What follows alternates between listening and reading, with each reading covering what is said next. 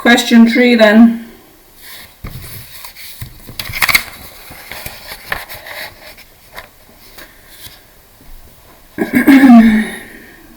A train departs at 9:50 a.m. and travels a distance of 135 kilometres at an average speed of 60 kilometres per hour. At what time will the train finish the journey? So time equals distance over speed. We have our distance, we have our speed. So the journey takes 2.25 or so again, when you put it in your calculator, you get that, but you can press DMS and it'll do it for you. So 2 hours and 15 minutes, okay? So it left at 9:50, so then you have to do 9:50 plus 2 hours 15. So plus your 9 hours 50 minutes. And 12, so the 5 means like 12:05, not 50, okay? It should have the 0 after it if it was, so 12:05 is your time. And then, according to the 1998 Guinness Book of World Records, the winner of the 1995 World Snail Racing Championship was a garden snail named Archie. Archie completed a 33 centimetre race course in exactly 2 minutes. What was the speed of the snail in kilometres per hour? Okay, so if it ever asks you to calculate something in a different unit, do your conversion first, because when you divide them, it's not the same as then doing your conversion afterwards, okay? So 33 centimetres, to go from centimetres to metres, we divide by 100, so it's 0.33 metres, and to go from metres to kilometre, we divide by 1,000, so it's 0.00033 kilometres. And then 2 minutes in terms of hours is 2 divided by 60, so 2 over 60. Speed is equal to distance over time. That's your distance, that's your time, into your calculator, and you get 0.0099 kilometres per hour. Okay, question 4 then. Twin brothers Frank and Walter are at their local youth club.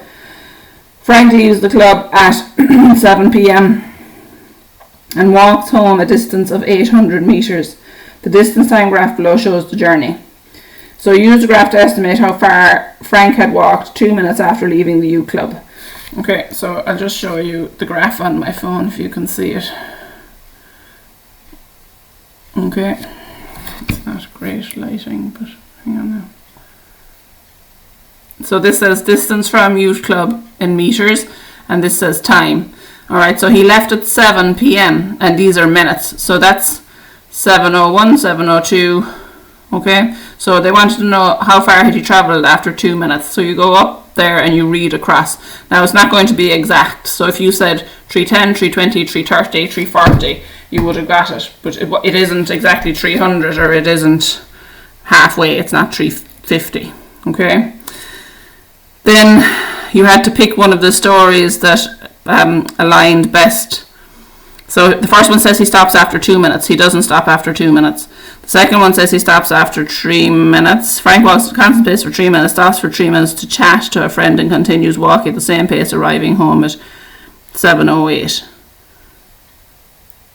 So is this line the same steepness as this line? So if it was the same, they'd have the same slope. So this is for each box you're going up about 160. Here you're not going up as much. Alright, so it's not constant. Frank walks at a constant pace for 3 minutes, stops for 3 minutes to chat to his friend, and continues walking at a faster pace, arriving home at 7:08.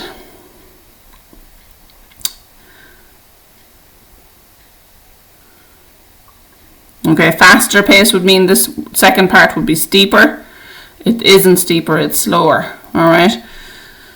Then Frank walks at a constant pace for 3 minutes, stops to return to the youth club because he forgot his bag. That's not right, because he doesn't go back. He just walks, stops, and goes again. So it's the last one. Frank walks at a constant pace for 3 minutes, stops for 3 minutes to chat to a friend, then continues walking at a slower pace. Alright. So the slant of this bit is less steep than the slant of this bit. So you could do his speed there. You could do 500 over 3 and compare it to 300 over 2. Alright, so 300 over 2 is 150, 500 over 3 is 166. Okay, so this is slower than that. So it was the last box in the table that was the answer. Then C, how far was Frank from home 2 minutes after leaving the youth club? Sorry, 5 minutes. So from home, so this was kind of a trick question. So distance from youth club. So this was the youth club and this was home. Alright. So it's 800 meters to home. He stopped after 500 meters. So when he stopped there at 5 minutes, he's still 300 meters from home. Alright. Some people got confused with that one. And then Walter leaves the youth club 2 minutes after Frank and cycles home at a constant pace. He arrives at 7:07. Represent Walter's journey on the graph on the previous page. So a lot of people again didn't do this right. He leaves 2 minutes after Walter, so he's starting here at 2. So you're going to do a line from 2 all the way up to the home. So it's just a line that goes that way. And then, given that Frank and Walter took the same route home, at what time did Walter pass Frank? Give the answer correct to the nearest minute. So when you have your graph done right, these two lines will overlap, and they overlap at 5 minutes. And it asks for the time, so it should be 7:05 p.m. is when Frank overtook Walter. No, Walter passed Frank, sorry. Okay. So that is that question. Question 5, then you had your different curves, and the answers were A is 4, B is 1, C is 2, and D is 3. Okay, I think most people got that. And then you were given 2 containers to draw a graph. So the important thing for this one is straight lines. The first one is straight lines. The second one is curved. Okay, so if you have a curved container, the line will be curved. If you have different sections of the container, they're going to be straight lines for the different parts. So this will fill up slowly at the bottom, then it'll fill up quickly in the middle because it's narrow, and fill up more slowly at the top. So once you have some kind of a shape that has 3 separate distinct bits and then a curve for this one. Alright, and the last question.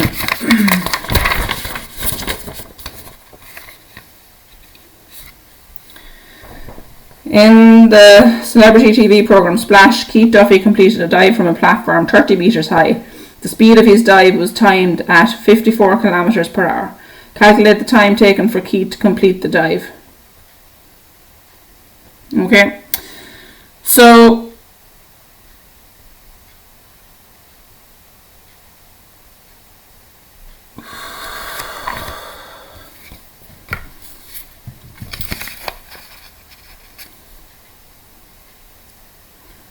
here we have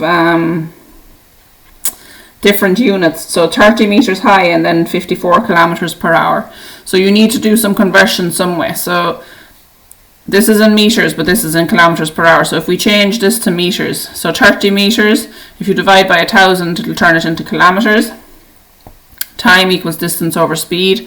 So my distance is 0.03 kilometers over 54 kilometers per hour. When you put that into your calculator, you get 0.0005 dot. And if you press the DMS button, it'll tell you that that is 2 seconds.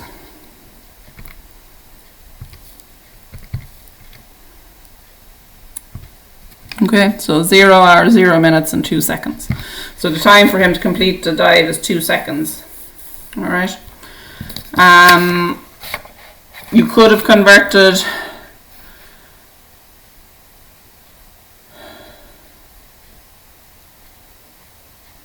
your speed to meters per second, but I think that's more complicated. Okay, so the B then. Olympic diver Tom Daly repeated the same dive. It took him 1 2/3 seconds from the instant he left the platform to hit the water. Calculate the average speed of Tom's dive in kilometers per hour. So here they've asked for kilometers per hour. Okay, so again, it's the same jump, so it's the same height. So let's turn that into kilometers. And then into your calculator do 0 hours, 0 minutes and 1 2/3 seconds. Alright, so 0.03 over 0 hours, 0 minutes, 1.6666 seconds. Okay, so 64.8 kilometers per hour. Alright. So 1.6666 is just 1 2/3. It's a repeating 6, so make sure to just put in a few of them to get an accurate decimal place. So 64 kilometers per hour. And then the last bit said find the ratio of the average speeds of the two divers. So we were told the speed of Keith's, it was 54. So Keith was 54. We found out Tom's, which was 64.8. So again, with ratios, all you do is put them in as a fraction, and the calculator will simplify it into its simplest form. So 5 is to 6. Okay, so have a look over your test and see where you went wrong, if you went wrong, and let me know if there's any problems.